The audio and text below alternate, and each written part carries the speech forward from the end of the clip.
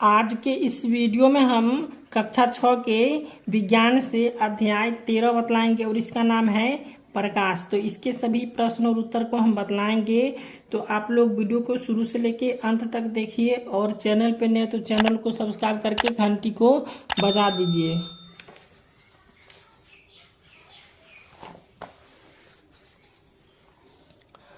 तो यहाँ पे क में एक का क में है किसी भी वस्तु को देखने के लिए आवश्यक है।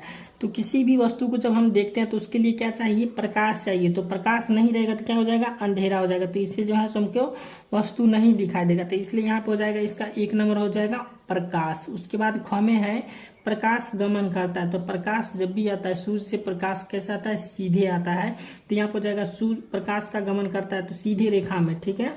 उसके बाद ग में है प्रकाश स्रोत से पहला दर्पण पर पड़ने वाली किरण क्या कहलाती है? तो ये हो जाएगा आपतित किरण कहलाती है। उसके बाद घ में है जब किसी अपारदर्शी वस्तु को प्रकाश में रखते हैं तो वस्तु की दूसरी ओर प्रकाश नहीं जा पाता, फलतः वस्तु अपनी तरह की आकृति बनाती है।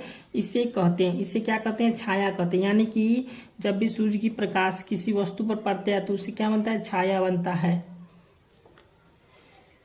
उसके बाद अंग में छाया दिखाई दे सकते हैं। तो छाया किस पर दिखाई देती है? दीवार पर, जमीन पर, पर्दे पर, यानी कि उपयुक्त सभी हो जाएगा।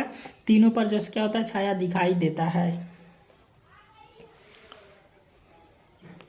उसके बाद दूसरा प्रश्न है कोष्ठक में दिए गए शब्दों में से सही शब्द चुनकर खाली स्थान को भरिए।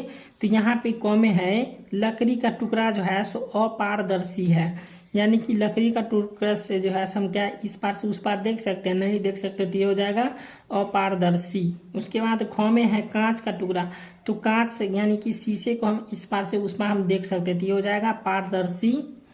उसके बाद ग में है दर्पण में क्या बनता है? प्रतिबिंब बनता है। यानी कि आप आईना को जब देखते हैं तो क्या बनता है? आपका चित्र बनता है। इसको बोलते हैं प्रतिबिंब। उसके बाद घ में है प्रकाश जो है सो सीधी रेखा में गमन करता है। उसके बाद अंग में है किसी वस्तु को देखते हैं तो परावर्तन के कारण। हम जो है किसी वस्तु को कब देखते हैं? परावर्तन के कारण हम देखते हैं। इसके बाद प्रश्न उत्तर है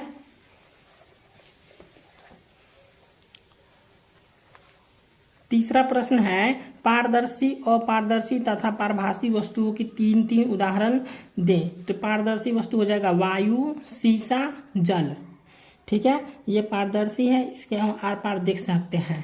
उसके बाद अपारदर्शी हो जाएगा लकड़ी, पत्थर, दीवार, इसके हम आर पार नहीं देख सकते हैं, उसे हम अपारदर्शी कहते हैं। जिसके आर पार देख सकते हैं उसे पारदर्शी कहते हैं। उसके बाद पारभासी जैसे हो गया तेल लगा कागज, उसके बाद घिसा हुआ कांच, उसके बाद हो जाएगा धुआं, ये पारभासी है।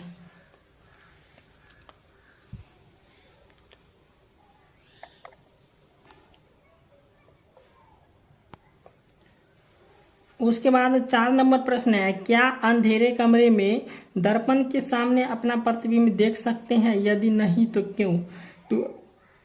तो इसका उत्तर लिखेंगे कि अंधेरे कमरे में दर्पण के सामने हम अपना प्रतिबिंब नहीं देख सकते हैं।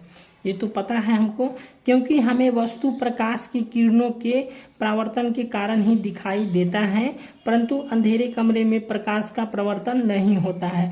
इसलिए हम क्या करते हैं? इसलिए जो है सो हम अंधेरे कमरे में दर्पण के सामने अपना प्रतिबिंब नहीं देख सकते हैं। उसके बाद 5 में है छाया देखकर किन किन वस्तुओं का पहचान सकते हैं? सूची बनाइए। तो छाया देखकर तो सभी वस्तुओं को हम पहचान सकते हैं। जैसे उत्तर में हो जाएगा जानवर, पेड़, घर, मानव, पक्षी, लालटेन, ईंट, अलमारी आदि।